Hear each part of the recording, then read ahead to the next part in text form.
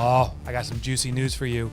Profit First app version 2.0 is here. With an enhanced user experience and video guidance throughout, you can now be even more confident in your Profit First implementation. Plus, listeners who work with a certified Profit First professional get extra benefits. Check it out now at www.profitfirstapp.com. Hey, accountants. If you're spending too much time on manual work, here's the solution for you. It's called Bill, Bill, and it's the easiest way to streamline your work. Bill's automation helps eliminate repetitive tasks so you can focus on bigger things in your firm. That means slashing the time you spend on financial cleanup and chasing receipts. With Bill, you put AP, AR, and business expenses on autopilot. And for a limited time, when you take a demo at bill.com/grow, you'll get a $250 gift card of your choice. Terms apply. Get started today. Today, right here, right now, this is the moment that you will finally say, I'm growing my accounting practice, and you're going to discover exactly how right here, right now, on the Grow My Accounting Practice podcast. So let's introduce our guest and Profit First professional member, Rachel Bernier-Green, founder and CEO of Economic Justice Consortium, who helps purpose-driven entrepreneurs transform chaotic small businesses into profitable, impactful enterprises through her fractional CFO and COO expertise. A former Big Four accountant and a serial social entrepreneur, she blends world-class financial skills with real-world business experience to prove that profitability and values can go hand in hand. I'm so happy about this, and I'm so happy to welcome her here. So without further ado, welcome, Rachel. Oh my. Thanks so much for having me. I mean, if I had $1 for every time Erin talks about you, I would have many, many, many dollars. She's like, Rachel's killing it. She's doing such a great job. She's top. So what can you, let's start with the name. So tell me how you got this name. Tell me your mission. Tell us a little bit more about that, please. Yeah, so it's funny you bring up the name because we are actually in the process of doing a big brand refresh. And so at the top of the year, we will be rolling out an even better name. That's exciting. It really is very excited. But the original name came from, I knew I wanted to do finance and operations work because I'm a nerd and I love that work. Totally. But I also knew that I really wanted to lean into the purpose-driven aspect of the work and support other companies like some of my previous ventures. And so I came up with the idea of, creating a company that was fighting for economic justice. And so the accounting and the finance was really more of a tool to accomplish that than just something that we were doing, for the sake of having clean books. I love it. That's so great. Thank you for doing that. We had a member named Brian Thompson, who is also mission-driven business. He's in Chicagoland too. Do you know him? Do you know each other? He's good people. He has an awesome podcast as well. I will connect you to him. I adore this man. So smart, so driven, such a cool dude. Like he lives by the stadium. So he's like in downtown, which is great. He said, I will connect. Why don't you just give away his address, Liz? Huh? Why don't you give away his home address? I will. Then we'll find him. What did you say, Rachel? Oh, I was wondering which stadium, by Soldier Field? Yes. Oh, then we are not far apart from each other then. Wonderful. Oh, you're gonna love him. Another match made in heaven. This is the beauty of community, guys. I know. And I know. also His putting podcast yourself out there. Yeah. The one he did with us, if you remember, Ron, we talked about how hard it was for him to raise prices, and it was like, it's so hard for so many people to do that. And he's so honest and awesome about here's what it was. And then, what usually happens is it's a lot better than we think. It's all here. How that's one of the things is, when we generally look to build a business to live a lifestyle, receive income, it's altruistic. Of course, if there's missions behind it, and there are people that start mission-based businesses, but how it's difficult. How do you build something like that when, without scaling, because, you're not charging, Bentley prices, right? So how do you first start out about making that decision? Is there any sacrifices, or how do you go about architecting something like this? Mm-hmm. That is a great question. And I think probably with, especially with new clients where we spend so much time, because the first thing that I'm really working with clients on is a mindset shift Okay. generally. Because Mm-hmm. when we think about pricing and profitability, they really have become these kind of have like terrible connotations. And people say, well, if I want to do good, then, I can only price what people can afford Yeah. instead of thinking of let's like fundamentally reframe that question and think about what is the impact you're trying to create and then back into what does it take to create that impact and to sustain that impact. Now Nice. let's set pricing according to that and then find value aligned ways to reformat other pieces of the business so that you can offer things that are accessible without compromising your values, because one thing that often unintentionally happens is you, like you said, Ron, you're trying to build a business to support your family or to create great jobs, and then if you aren't priced correctly, then you are unintentionally now creating jobs where you're not, they're not great jobs. They're not very Yeah. stable. You can't provide benefits. And so I often have this kind of come to Jesus moment with clients Yeah. and say, well, if you have all of these values about taking care of the people in your business, including yourself, is offering discounts all the time or Mm. you're cutting prices, is that really values aligned if it impedes your ability to take care of your team? And so once we Great. kind of get past that shift, we're able to do some strategic pricing so that we make sure that the business is sustainable first and foremost, and we make sure that the way that we structure the rest of the business allows them to have the impact that they want to have, and that it doesn't have to be an either or decision. So So great. awesome, awesome. And there's a lot of resources out there Mm. available. One of the things that I've noticed, though, is that when resources are plentiful, right, profit first, we tend to exhaust all of these resources are available. So how do you like when there's money available, how do we not misuse it when we can always hope to get the next grant or the next, donation or something like that? How do we be good fiscal stewards of this stuff? And that is why introducing clients to Profit First is one of the first things that we do, because I really, one of the things that first attracted me to Profit First is that the system works with human behavior and not against it. And we Nice. take what we call a human-centered approach to building out your entire financial operating systems. And so we try to find as many ways as possible to get real-time data to our clients so that they can make informed decisions in the day to day about their business. So they know their key numbers, and we make sure they're constantly getting the feedback from their financial system about whether or not they're hitting those key numbers so that it's very easy to make decisions and that they can move forward with confidence and clarity instead of, wondering, is this the right choice, and just struggling with so much decision fatigue. I love that. Who are not necessarily your customers, but if you want to share who they are, that'd be great. Maybe we could reach out, somebody could reach out to them and use their services. But what are some of the types of companies that, could really truly benefit from your service? So that is one of the things that I love the most about our work is that we are truly industry agnostic.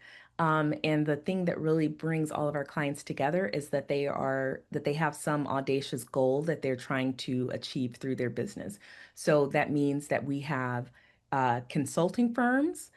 We had a professional janitorial service company. We've had investment firms. We have a humane meat processing facility, Cool. catering. So we're really Huh. all across the board when it comes to the client industries, which keeps things really fresh and interesting. Totally. What 100%. I'm hearing is that almost any industry can be mission based with the proper structure and Absolutely. guidance. Mm-hmm. Yes, I love that. absolutely. And my whole Yeah. thing of the human-centered approach, like you're seeing, and like you said, you're leveraging what they want to do. You're helping them to build, reverse engineer to them to get there. So by and large, you're basically saving the universe, Rachel. So I mean, that's we what I've joke heard. about that, that this, that the crazy, audacious thing we want to do is change the world. Yeah. Yeah, So exactly. what are some specifics that you've taken some customers through that maybe Yeah, I want some some transformation. people can listen, maybe can apply to some of their customers? Yep. Yes. So I have a relatively new client, and I remember she was interviewing a variety of different fractional CFOs. And one of the things that she said to me is that the industry that she operates in is really rife with worker exploitation. And Mm, she really wanted to be able to create a company that provided an alternative and provided safe, stable, quality jobs for people. But cool. every advisor and accountant she spoke to told her, oh, well, this is how you have to, how you have to pay people. They have to be hourly, you can't offer benefits. And basically everything was around how do we balance the business on the backs of these marginalized Mhm. people. And she said, unequivocally, I don't want to do that. And no one Mhm. gave her an alternative. And I was the first CFO that she spoke with that said, okay, hey, yeah, that's industry standard. But also, we can take a look at everything else that's industry standard and figure out how to operate in completely different ways. We Cool. can pull in best practices from other industries. We can implement things like open book management so that the whole team is working toward these key numbers. We can set up your operating system so that we can really track these key variables and find other ways that we can balance the business and make sure that it is sustainable long term without having, to do things like, treat your workers like crap.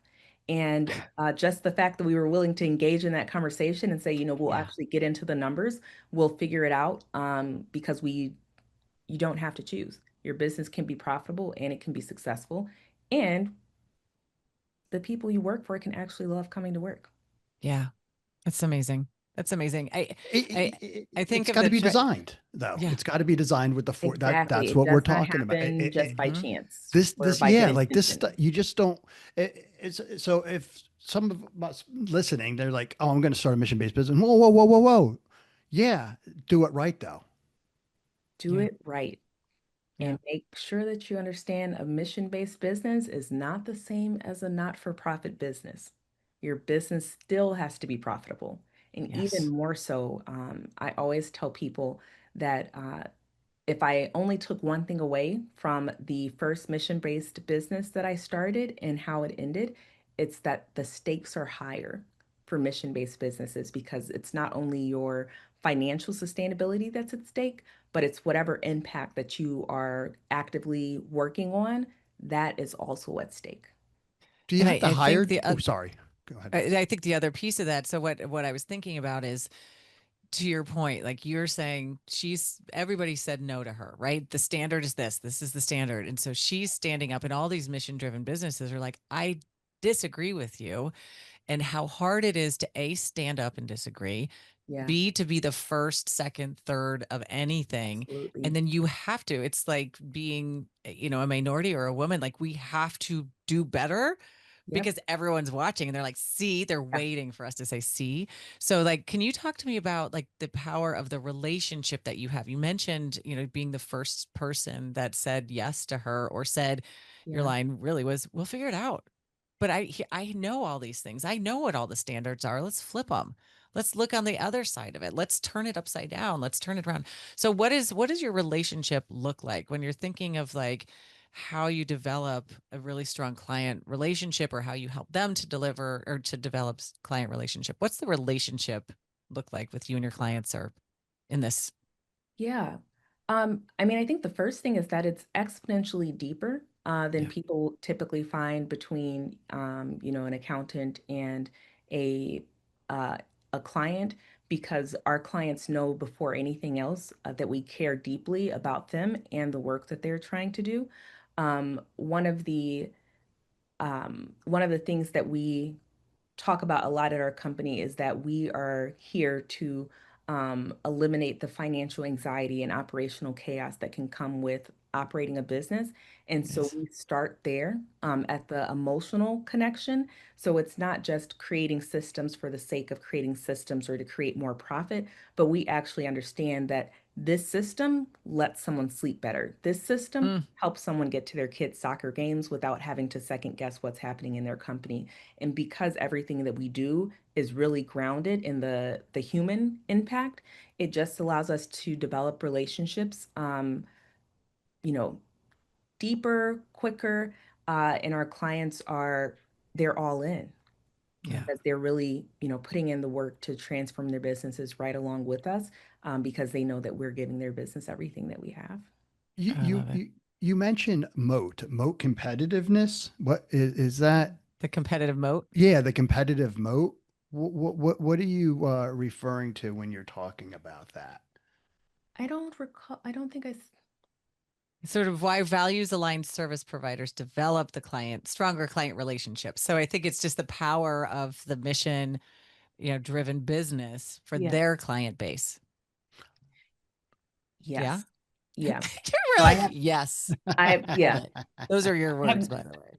Uh, did not recall that phrase, but that piece, absolutely, Yeah. especially with market trends that we see, Yeah. that our clients that really lean into sharing the reason why they exist with their customer base, that they Yes. find that their relationships with their customers are that much stickier because they're not going to, if they see a competitor on sale, their first instinct is not going to jump for the cheaper price because they Mhm. are connected with the reason that this business exists. And that is something that, the most expensive marketing can't topple. And so when people are sincere about their intent, and it's not just, like a marketing ploy that they think that this sounds like, Yeah. a cute What idea and will make good ads, it goes a long way. What Yeah. about all these false prophets? Like these companies, like how do I know? Like how do I really know that this company is as good as it says they are without experiencing it? I mean, most people when they join profit first professionals, they don't realize like it's like yeah. Okay, but we have a pretty unique culture here. Yeah. And we do a lot, we don't go about touting all of the things we do, right? So how do you actually know? Because there's some things out there that look better than they actually are. Oh, absolutely. So that is actually one of the areas of the business where I nerd out a lot is thinking about impact measurement. And so we work on that with our clients, but we also have developed a framework where we're in our client's accounting system so we can gauge how their business success is, but we also conduct quarterly entrepreneur wellness surveys to see Hmm. how well their business is actually supporting them as a holistic person. We measure the community wealth building and regenerative kind of economy principles that they've enabled in their business. And then we also have partnered with a firm that allows us to securely track the net worth of our clients so that we can see if their business is having a positive impact on their net worth. And clients can elect to have their employees join that program as well. So if they Oh, want to tell people, hey, we actually are generating wealth beyond just for the entrepreneur, but also for our community, then we actually have hard data to back up all of those things. I need this. I I was need like, this is this. I need awesome. all of this. I need all. Rachel. Yeah. Yes, it's Where have one you of the been all things our I life, think that I'm Rachel? most proud of. That's cool. Yeah, I'm so happy I Wow. asked that question because we got to talk offline. Because there's a lot of companies that just need that information, Yes, and Hmm. our members need that information. The impact that absolutely. you guys have, done over the years and spread across communities is second to none. And we've Yeah. been looking for various different ways to measure impact. And I'm sure, the whole other side of the Mike Michalowicz world over there would probably also be highly interested in knowing how do we go about gathering such data and Yeah. Yes, Because but it really, I mean, our mission here at Profit First is to eradicate entrepreneurial yeah. poverty. right? And the only way we can fulfill our mission is by you all fulfilling your mission. And so to Ron's point, like we've done some studies before and we did it a couple years ago and it was hugely Really? informative and impactful. Like y'all are amazing as a group, like the wealth that you're saving, the debt that you're crushing, all the things for not just for And the yourselves, right? marriages, the Oh, savings, all the the things. So the this would be super relationships. fun. Ooh, yeah, Yeah. let's do that. Oh, Rachel, just come over. Just come over here. Yes. We'll do it together. That's great. I do is this, the next thing would be scaling. How does little mom and pop who's like, I'm going to change my little corner, well, because you're in Chicago, I'm going to change my little corner of Chicago, but now I want to go all of the middle. How do you help with scaling? Yeah. So the first thing that I help people with is, and I've said this a couple times already today, but helping them have the systems in place to scale Mm-hmm. so that they can scale profitably and without burning out. Because I made that mistake with the previous business where Mm-hmm. it got ahead of me and then I was rushing to catch up. So that's the first thing that we do. But then we also help people to scale with intention. So thinking about the strategy behind do they really want to work with? We keep what their exit strategy is in mind when we scale. And so we really try to help our clients craft a path to scalability that's aligned with their values and their vision, and not just what seems like the quickest path to success. And also helping them think about what the right size is for their business. Some clients, they uh, want to hit $1 million just for the sake of hitting $1 million. And other clients are like, I won't be happy until, I hit the 9-figure mark. And Yeah. so we really help them to dig into the why behind those goals and then figure out a tangible plan. And then each month with our retainer clients, we actually work with them on a month-to-month basis to track how they're making progress toward those goals instead of just, doing the books and then seeing how things go, because we really want them to be able to move forward with intention. Yeah, and it's not only that; it's probably tracking wells dug, shoes donated, kitchens filled, various different Mhm. things like that as well. Um, Awesome. we're almost done, but I have one more question for you. What was your first, how did you get here? Going from Yeah. Big Oh. Four, how'd you get here? What was your first taste of this? You're like, oh, I like this. Give me some more. Oh, goodness, that's such a loaded question. Well, you keep saying to share your why. I need to know it. I didn't ask it early enough. No. So, my first taste of entrepreneurship, when I first got the bug, was actually when I was learning fractions. I was homeschooled and thought I didn't like math, and my mom Uh-huh. taught me fractions with a brownie recipe. Perfect. And then I realized that I could sell those brownies, and I could use Sweet. math to make other things and sell them. And I was the oldest of 6 kids, and so that became, instead of getting an allowance, then I would just, bake things and sell them. So that was when the Oh bug my first gosh. bit. And Oh my gosh, then, I love yeah, it. so I'm like a little kid dressing up like Madam CJ Walker and Oprah because I was just locked in. I knew that's where I was going. So Um, great. I just That's watched that movie awesome. this weekend. That's so hilarious. oh, I'm like, awesome. oh my God, I love it so much. Okay.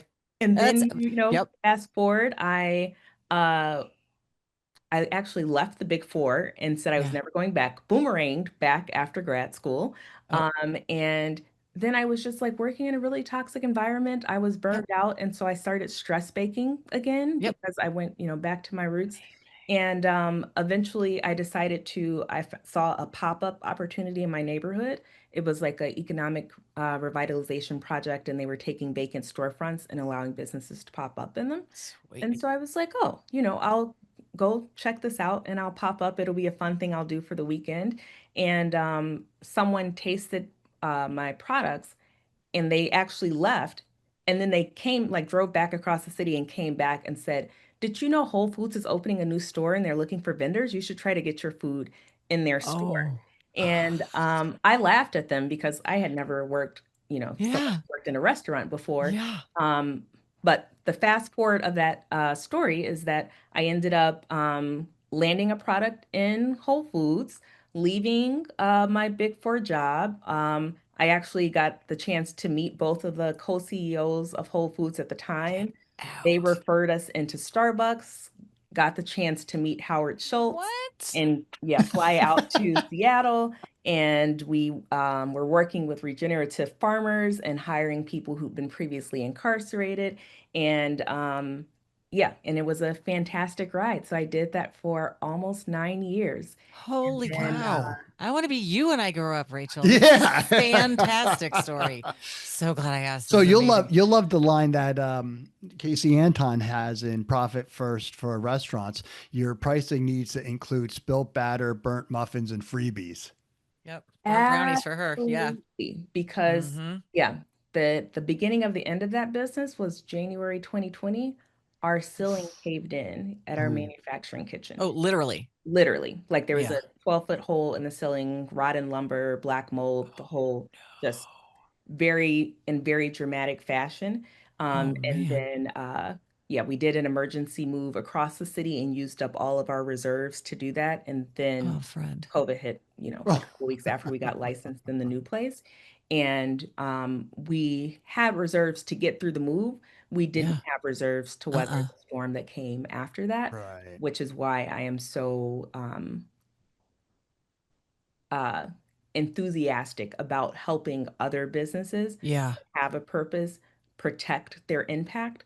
Because for us, what that meant was that people who had been working with us for years and never gotten in trouble with the law again, Yeah. within a couple months of us closing, everyone who'd previously been incarcerated or Oh, was on payroll was back in jail again. Oh, oh, And that shoot. was the real impact of the work. And so because Yeah. I know that businesses have the power to transform lives and communities. And Yeah. I've seen it work firsthand, but I also see what happens when that impact is at risk God. Yeah. because the business is not profitable enough and does not have enough reserves to weather the chaos that always comes Friend, wow. I need this book. I need the movie. I need Yeah. the book of you. I need all of this. This is juicy. Thank you for sharing that. Thank you for doing what you're doing. And, Thank you for serving those people. I mean, I worked with incarcerated youth to help them learn how to read when I was in my 20s. Mm, That was the coolest thing. Like I'm like, yeah, I know how we can get you out of here. Like you yeah, just have to learn how to read. We just have to get you a good job. Like you're yeah, not a bad person. I don't care what anyone right, says. You're not a bad person. You made a yeah, bad mistake. It's so stupid. Move on. Ugh. yeah. Oh, well, we're gonna have to listen, talk listen, more, this is awesome, Rachel. Where can our listeners friend. seek you out, contact you, learn more, hire you, and all that great stuff? Yes. So right now they can check me out on at www.ejconsortium.com. You can also follow. We have a new podcast coming out this week, The Purpose Profit Shift, where we'll be talking with Yes. business owners about how they manage this purpose and profit piece in their business. And people can follow us there to learn more about the business and keep up with our work. Awesome. Well, we seem to have lost Liz, her I'm not picture there sure what for a happened. second. So I don't know what happened, but Rachel, that was awesome. Thank you so much. Listeners, don't forget to subscribe, to review, the Grow My Accounting Practice podcast, and definitely reach out to Rachel here, especially if you have mission-based businesses or they need some additional help. All right, everybody. So listen, I got to interrupt the show just to remind everybody to go to bill.com/grow to get your free demo and your free $250 gift card. You need to automate your repetitive tasks. Use what we use. Go to bill.com/grow. All right, Liz, what do You you can still got? hear me, right? Yes. Yeah, yeah. I'm not sure what happened. But thank you so much, Rachel. That was amazing. I love it. Okay, great. All right. So now do we want to do our takeaways? Yep. What did we learn? Oh my gosh, that's so great. Well, first of all, like I said, I want to be Rachel when I grow up. I really don't know what happened to this camera though. I didn't even touch anything. I Yeah. usually like bonk something, but I didn't bonk anything. And Oh well. I'm not there to mess with you. I So know you didn't do it either. Mike's not here. I don't know. yeah, This haunted. it's all right. That's What'd you learn? so I learned so many things. Well, first of all, I'm a huge fan of why. So I love that she said share the why, dig into your why, just ask why so much. And I think it's an underutilized question or it's an assumed question by so many people. So why does this matter so much to you? Why are you so passionate about this? Why does this matter to somebody else? Why your why will help you for a bazillion different ways. So I love that I could feel that that's one of the biggest things that she does. And then she said the audacious goal. So I'm a big fan of setting huge, audacious goals, and then she gets to help them hit them. So those are my big Yeah. takeaways. Yeah, awesome. What I learned is that every business can be a mission-based social business, but also every business should be Mm-hmm. socially conscious, with their missions, with their money, with their profit, of course. And so when Rachel was talking about all these different industries, I'm like, oh my God, I'm like thinking about, wow. And it just blew my mind that, yeah, it can be done and it should be done. And profit first is, a mechanism that can help achieve that. Yep. I love that. Yeah. So good. So Awesome. good. All right. So I do have a trippy question. Yeah. Okay. What you got? Oh, which one did I want to do? So this is Nothing embarrassing like last week's. Oh, I didn't know you would be so sad.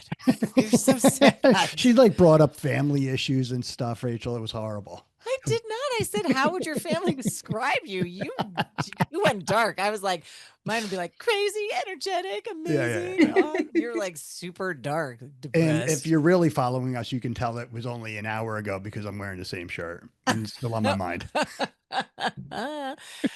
So this one is in the spirit of mission and purpose.